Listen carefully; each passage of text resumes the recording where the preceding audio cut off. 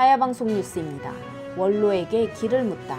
이번 시간에는 한국교회를 대표하는 한기총 대표회장을 3번 역임한 바 있는 길자연 목사를 만나 추락한 한국교회, 한기총, 기독교의 위상을 회복하기 위한 방안, 그리고 최근 총신 사태에 대한 다양한 이야기를 들어보았습니다. 특별히 길자연 목사는 최근 진보와 보수의 갈등이 심각한 상황에 있다며 우리에게 중요한 것은 정치적 이념, 성향은 다를 수 있지만 교회 안에서는 예수 중심으로 나가야 한다고 강조했습니다. 또한 모든 인간의 역사는 하나님이 주관하신다는 것을 기억해야 한다며 통일 문제도 한국교회가 70여 년 동안 기도해온 제목이었기에 이제는 하나님께서 어떻게 역사하시는지 기도하는 마음으로 지켜봐야 할 때라고 전했습니다.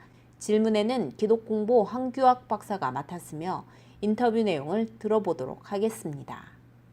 네, 요새 목사님, 한국교회가 사회적으로 위신이 굉장히 추락되어 있는 상태인데 왜 그렇게 된지 말씀해 주시고, 그러면 한국교회에 어떻게 나갈 것인가, 미래에 대해서 좀 먼저 말씀해 주시면 고맙겠습니다. 오늘날 한국교회는 네. 예상 밖의 성경에서 길을 택하고 성경에서 문제 해결의 답을 얻어야 되는데, 정치적으로 또는 너무 격권적으로 너무 세속적으로 한국교회의 문제를 해결하려고 하니까 자꾸 암담한 현실만 생기는 것입니다.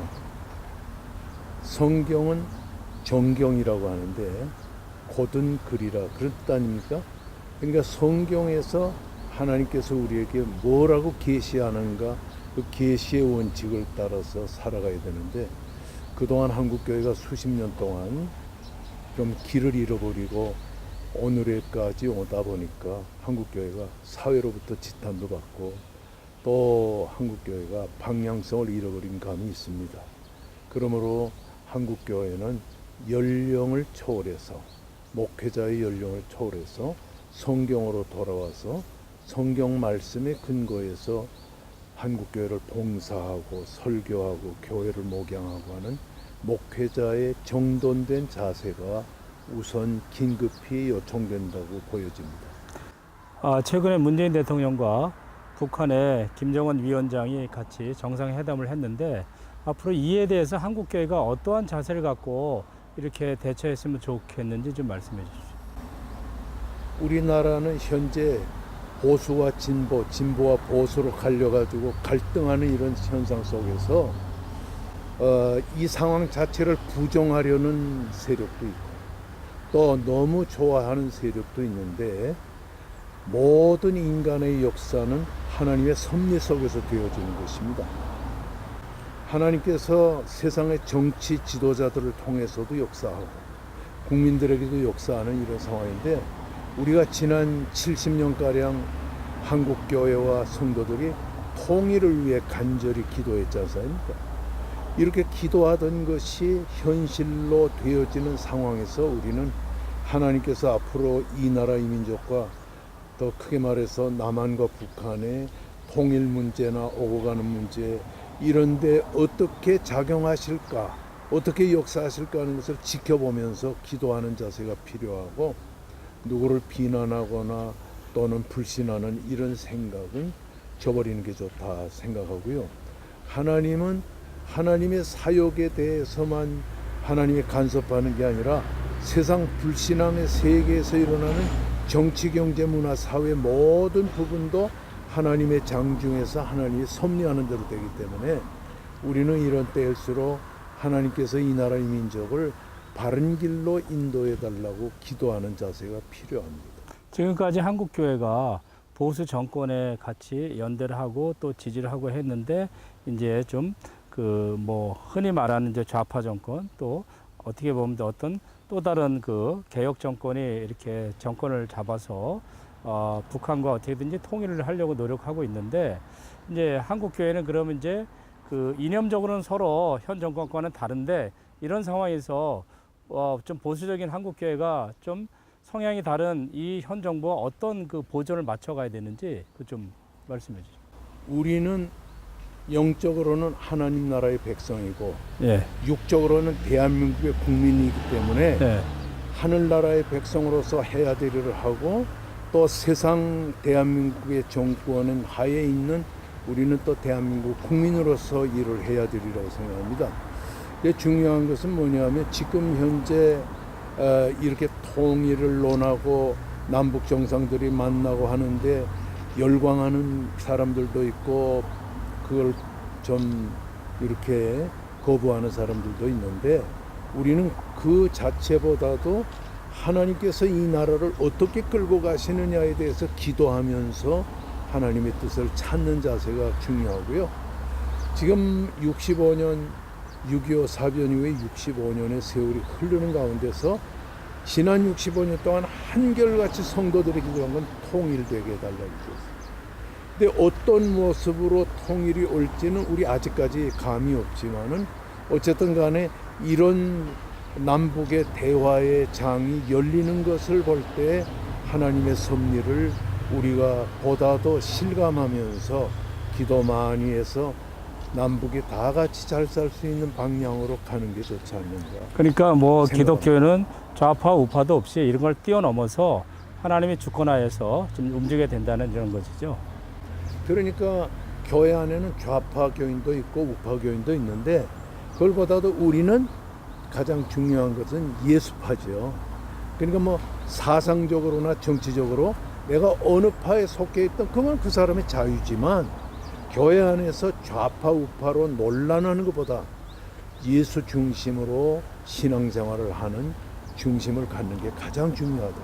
예, 예. 그리고 최근에 한기총이 사실상 여러 가지 많은데 권위가 추락된 상태입니다. 뭐 선거와 관련해서 많은 이제 소용돌이 속에 있었는데 그러면 앞으로 좀 한기총에 어떻게 해야 되겠고 다시 한기총의 권위를 높이기 위해서는 어떻게 해야 되겠고 또 한기총이 사회를 또 옛날처럼 한국 사회를 이끌어가기 위해서는 좀 어떤 방법으로 가야 되는지 좀 말씀 좀 해주시면. 제가 한기총 대표회장을 3번 한 사람으로서 현재의 한기총을 볼 때 조금 답답한 마음이 많습니다. 그러나 이제 한마디로 대한민국의 법적 입장에서 그러니까 사단법인의 입장에서는 법인을 가지고 있는 유일한 종교단체죠. 이런 입장에서 얼마든지 정부와 또는 대사회적인 면에서 봉사할 수가 있는데도 불구하고 한기총이 자세가 아직 거기에 못 미치는 것 같아서 안타깝습니다. 이런 때일수록 한기총은 힘을 더 합해가지고 정부와 북한과 또 대국민에게 이렇게 메시지를 줄 수 있는 이런 단체가 되어야 된다 그렇게 생각하고요. 이럴 때일수록 한기총이 규합을 해서 한기총이 가지고 있는 그 위치에서 얼마든지 봉사할 수 있는데 그런 방향으로 가는 게 좋지 않냐. 지금 한기총이 통합과 합동이라는 대형 교단이 빠지게 되니까 예, 군서교단이라든가 뭐 군서교단 출신의 목회자들이 한기총을 이제 주도해 나가는 듯한 인상을 주고 있는데 지금 합동과 통합이 한기총에 들어오기 위해서는 좀 어떤 그 자세가 한기총에 어떤 자세가 있어야 되는지 그것 좀 말씀해 주십시오. 지금 한기총이 어떤 자세가 있느냐 하는 것이 중요한 게 아닙니다. 왜냐하면은 현재 한기총을 위해서 봉사하는 사람들은 군소교단이든 대교단이든 간에 자기 나름의 생각이 다 있고 또 그런 생각과 그런 입지를 포기하고 싶어 하지는 않기 때문에 다만 제가 합동에 속해 있는 사람으로서 보기는 합동교단이 이제 혼란과 혼미를 거치어서 내년쯤이면 한기총에 가입이 되지 않겠나 하고 생각을 합니다. 그러면 대교단으로서 정복자의 자세로 들어오는 게 아니고 봉사자의 자세로 군소교단 사람들과 같이 합쳐서 열심히 일하면 되는데 합동만 들어오면 통합도 들어오게 되겠죠. 이렇게 되면 자연히 한기총은 정비가 될 것이라고 생각합니다. 예, 그것도 다른 질문인데요. 최근 합동교단의 총신대학교 사태가 언론에까지 회자가 됐는데 자, 그러면 이 총신대 사태가 좀 그 여러 가지 이제 갈등이 심한데 좀 이 과정이 그 왜 이렇게 됐으며 앞으로 또 그럼 어떻게 이걸 극복하고 나가야 되는지 그것 좀 말씀해 주시면. 총신대는 130년 한국교회 선교 역사상 평양신학교에서 태동돼 가지고 오늘날 네. 이렇게 총신대가 생겼는데 그 선배들의 우리 신앙의 선조들의 순수한 신앙의 이미지를 그대로 회복을 해야 되고요. 두 번째는 이제 과거와 달리 총신대는 일반 사학에 편입해 되어 있기 때문에 교육부의 지도와 감독을 받아야 되는 이런 실정에 있어서 우리 교단에 속해서 정치를 하고 봉사하는 교단의 분들이나 우리 총신 안에 있는 분들이 다 화합을 해가지고 이제는 이 총신대가 과거와 같은 총신대가 아니라 이제는 교육부의 지도와 편달을 받아야 되기 때문에 전문성이 필요하잖아요. 그걸 교단은 이해를 하고 전문성을 가진 사람이 총신을 하도록 돌아봐주고, 총신에서 일하는 분들은 총회가 설립한 학교니까 총회의 지도를 받는 마음의 자세를 가지고 하면 아무 문제가 일어날 수 없습니다. 예, 목사님이 은퇴한 이후에 이제 개척교회를 이제 시작하셨는데 네. 이 개척교회를 지금 하시는 어떤 필링 좀 이게 어떻게 어려우신지 아니면 이제 정말 영적으로 즐기고 계신지, 또 이제 은퇴한 목사님들이 개척교회를 하시는 게 이게 이제 적당한 것인지 아닌지, 또 교회 성장을 어떻게 돼가고 있는지 좀 말씀해 주시면 감사하겠습니다. 저는 이제 모든 은퇴 목사님들에게 다 개척하라 이렇게 권면하고 싶은 마음은 없습니다. 저도 개척을 하려고 한 게 아니라 두세 지인들과 함께 얘기를 하면서 성령의 감동을 받고 개척을 시작했는데, 개척한 장소가 녹록치 않은 장소예요. 발전 지역도 아니고 아주 오래된 도시거든요. 그래서 많은 교인이 오진 않지만 조금씩 지금 발전해가는 과정에서 보면 제 개인적인 입장에서는 개척을 하게 된 동기가 내 영혼이 영적으로 살아야 되겠다. 그래서 개척을 하니까 설교 준비를 열심히 하게 되고 기도도 열심히 하게 되고 이러다 보니까 내 인생 말년에 놀고 먹는 이런 일이 아니라 영적으로 살아있게 되는. 그래서 난 하나님의 은혜 감사하고, 개척하다 보면 어려운 면이 많이 있죠. 그래도 우리 목회자는 하나님의 종이니까 하나님이 내 생명 거두어가기 전까지 이렇게 교회를 해서 앞으로 때가 되면 젊은 목회자에게 이 교회를 이양해주고 천당 가는 이런 프로그램을 가지고 있으니까 개척이 즐겁습니다. 그러나 또 힘들어요. 살아 움직이는 설교를 해야 되니까.